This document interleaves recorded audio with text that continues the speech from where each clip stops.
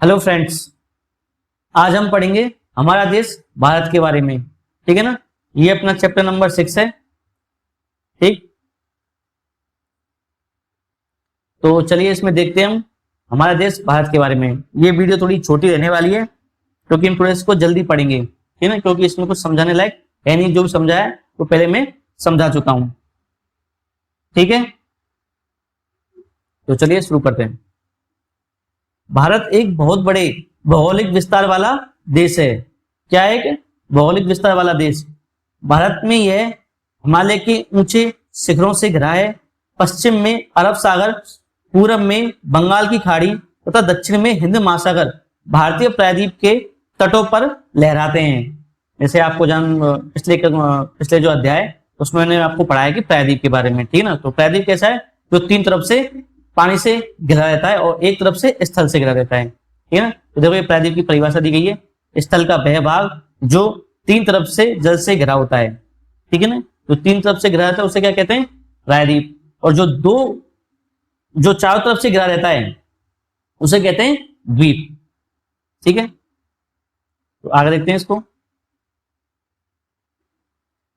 भारत का क्षेत्रफल 32.8 लाख वर्ग किलोमीटर है। ये इंपॉर्टेंट लाइन है आपके लिए। ठीक है ना। इसको आपको याद करना है कि कितना क्षेत्रफल है भारत का? 32.8 लाख वर्ग किलोमीटर। ठीक है।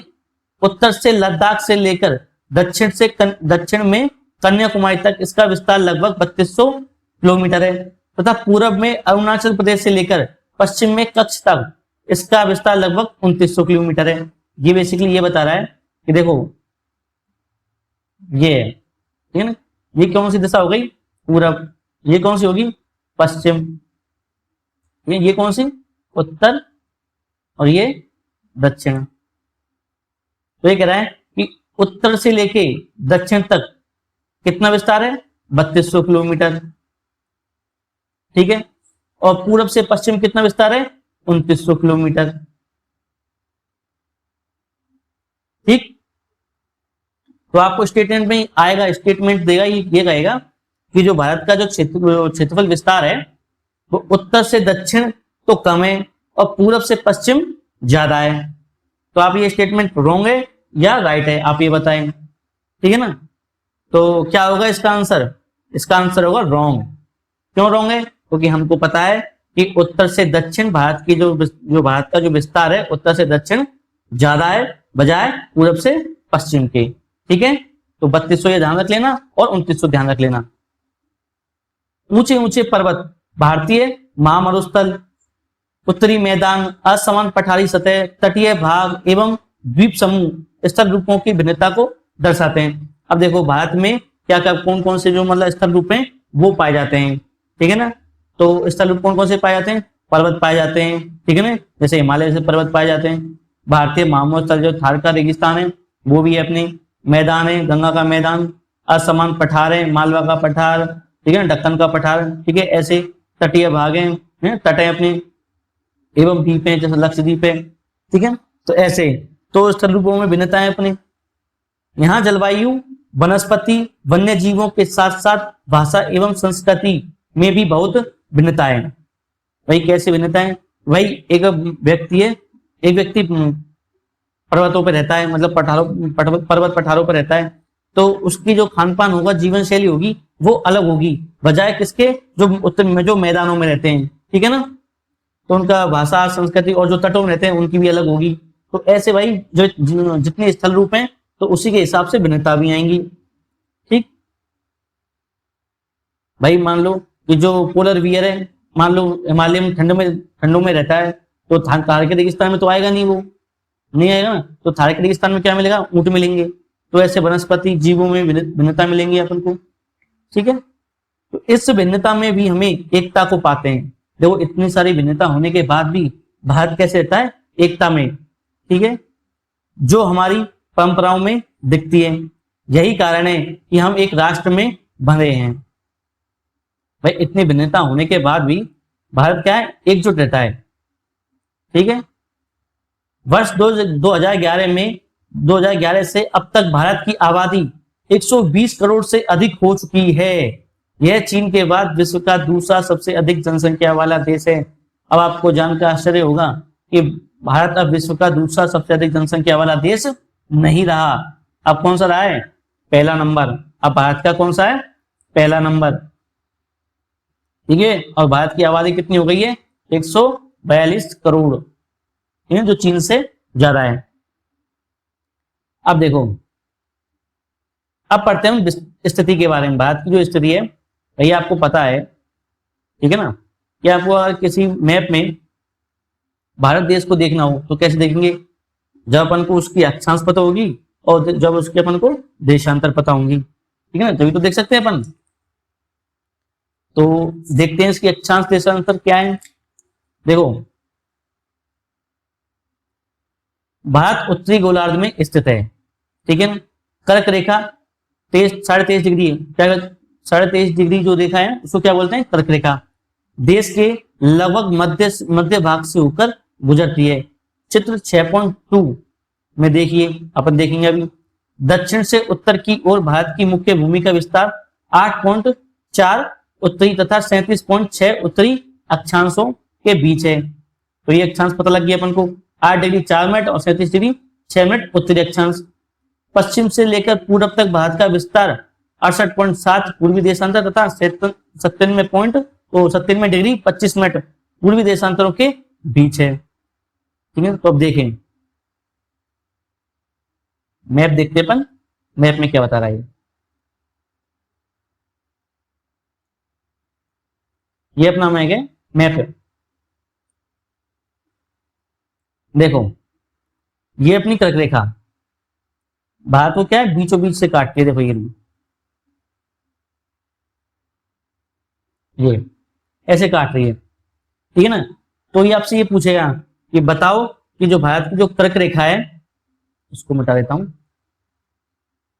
भारत की जो कर्क रेखा है वो भारत के कितने राज्यों से होकर गुजरती है? तो आपको बताना है 8 राज्यों से। कौन कौन से 8 राज्य हैं देखते हैं। एक है, फर्स्ट नंबर कौन सा है? गुजरात। दूसरा राजस्थान। तीसरा मध्य प्रदेश। चौथा छत्तीसगढ़। पांचवा झारखंड। छठवा पश्चिम बंगाल। और देखो ये है बांग्लादेश, ठीक है ना। और ये कौन सा? त्रिपुरा। तो सातवां कौन सा है? त्रिपुरा, ठीक है। आठवां कौन सा है? मिजोरम। तो कितने देश हो गए? कितने देश हो गए? 8 देश। और आपसे एक क्वेश्चन ये भी पूछेगा कि बताओ कि जो भारत से जो कर्क रेखा गुजरती है वो कितनी बार अपना क्रम तोड़ती है, ठीक है। तो आपने देखा होगा यहां तक तो ठीक है, 6 तक तो ठीक है, पर देखो 7 बार ये बांग्लादेश आ गया है। ये वाला इलाका बांग्लादेश है, ठीक है ना। और फिर यहाँ बांग्लादेश आ गया ये, ठीक है ना, ये बांग्लादेश है। तो 2 बार टूटी है। कितनी बार टूटी है? कर्क रेखा का क्रम कितनी बार टूटा है? 2 बार। 2 बार डिसकंटिन्यू हुई है, ठीक है ना। तो अब देखिए, अब अपन को इसमें आगे देखना है कि जो अक्षांश देशांतर है उसके बारे में थोड़ा, ठीक है। तो देखो ये अक्षांश अपन को वो बताई थी ऐसे, यहां मैं बता देता हूं मैं आपको। ये है, ये क्या है? नीचे से क्या है? 8 degree 4 minute, 37 degree 6 minute, 68 degree 7 minute, और ये क्या है? 97 डिग्री 25 मिनट, ठीक है। ये बताया। तो देखो यहाँ क्या है, यहाँ एक ये अक्षांश रेखा, देखो ये वाली, इसको बोलते हैं 8.4 डिग्री, 8 डिग्री 4 मिनट, ठीक है। क्या बोलेंगे? उत्तरी अक्षांश। अब अपन ने उत्तरी अक्षांश क्यों बोला? उत्तरी अक्षांश इसलिए बोला क्योंकि देखो ऐसे ये पृथ्वी, ये भूमध्य रेखा है अपनी, ये कर्क रेखा है। तो अपना भारत कहाँ पे? इस पे, यहाँ पे ऐसे बीचों बीच है, कर्क रेखा के बीचों बीच है, ठीक है ना। तो ये 0 डिग्री है, तो ऊपर जाएंगे तो 1 बढ़ेगा, 2 बढ़ेगा, जब 23.5 आएगा डिग्री, ठीक है ना। कर्क रेखा पर 23.5 डिग्री जब आएगा तो इससे पहले तो 8 डिग्री हुआ ना। ऊपर से नीचे, यहाँ से 0 से स्टार्ट करेंगे ना, तो 0 से नीचे से स्टार्ट करें तो ऊपर बढ़ता जाएगा। तो इसलिए 8 डिग्री 4 मिनट उत्तरी अक्षांश बोलेंगे इसको। ठीक है, तो ये मैं बता दिया कि उत्तर कितना है, उत्तर में 37 डिग्री 6 मिनट और नीचे दक्षिण में कितना है 8 डिग्री 4 मिनट उत्तरी अक्षांश। अब ये है, अब ये देशांतर, ये तो क्या है अक्षांश हो गई।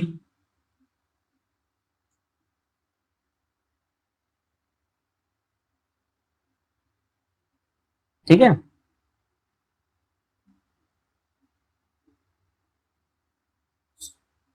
ये तो क्या है अक्षांश होगी, ये क्या है देशांतर 97 डिग्री 25 मिनट और ये 68 डिग्री 7 मिनट। ठीक, अपन आगे पढ़ते हैं थोड़ा सा, मैंने आपको समझा दिया।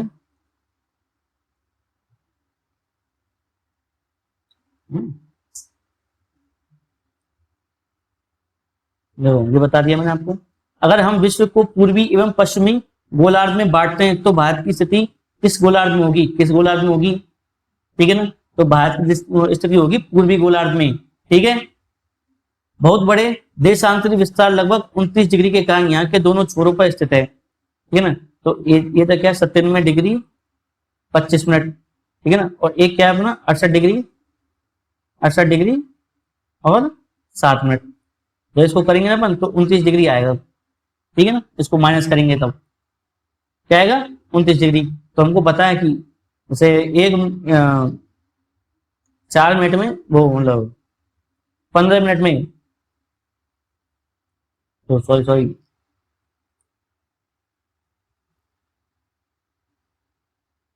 15 डिग्री में 1 घंटा होता है, तो 2 घंटे कितने में हो जाएंगे 30 डिग्री में।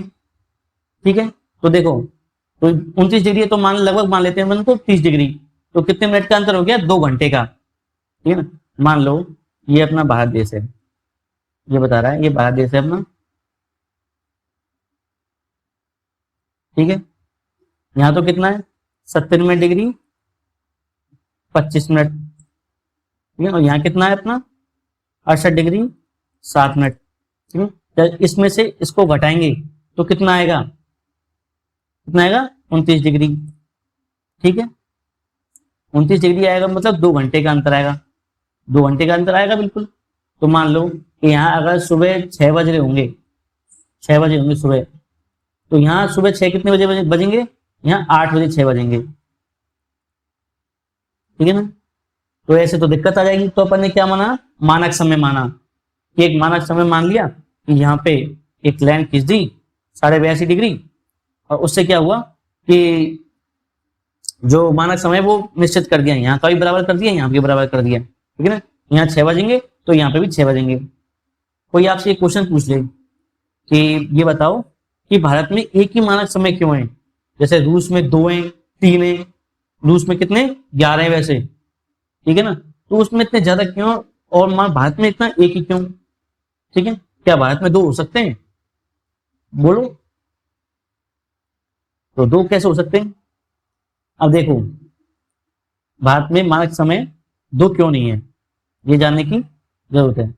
भारत का क्षेत्रफल इतना ज्यादा बड़ा भी नहीं है, जैसे रूस के मुकाबले इतना बड़ा नहीं है भारत का क्षेत्रफल। ठीक है ना, रूस का बहुत बड़ा है, तो उसको जरूरत पड़ती है 11 मानक समयों की। ठीक है ना, जैसे मान लो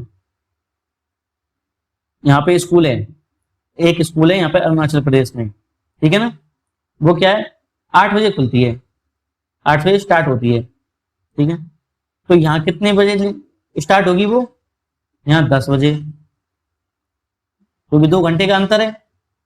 ठीक है ना, तो भाई इससे तो कंफ्यूजन हो जाएगी कि भाई प्रशासनिक जो व्यवस्था है वो बिगड़ जाएगी इससे, कि वहां के बच्चे तो 8 बजे स्कूल जा रहे हैं और वहां के बच्चे 10 बजे स्कूल जा रहे हैं, तो दिक्कत आएगी नहीं आएगी। तो इसलिए क्या अपन एक मानक समय माना हुआ है। ठीक है,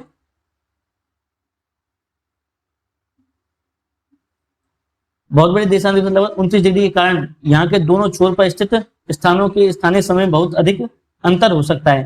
जो स्थानीय समय क्या होता है, ये जो मतलब सूर्य की दिशा होती है ना, सूर्य की जो परछाई होती है, तो उसके हिसाब से अपन वो मानते हैं। भट्टे से पश्चिम उत्तर यहाँ जाएंगे, पश्चिम से उत्तर जाएंगे तो क्या है जो सूरज की परछाई वो घटती जाएगी, उधर जाएंगे तो बढ़ती जाएगी, तो ये तो स्थानीय समय होगा। इसको तो अपन मानते नहीं, तो अपन क्या है, मानक समय ले रखा है।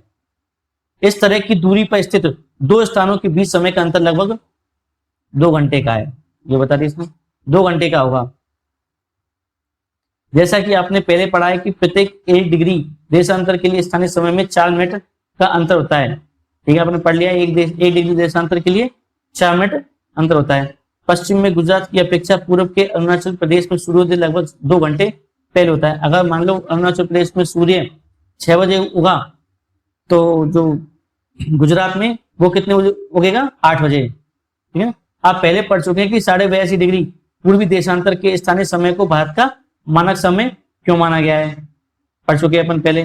इसी यामोत्तर को भारत का मानक यामोत्तर कहा जाता है।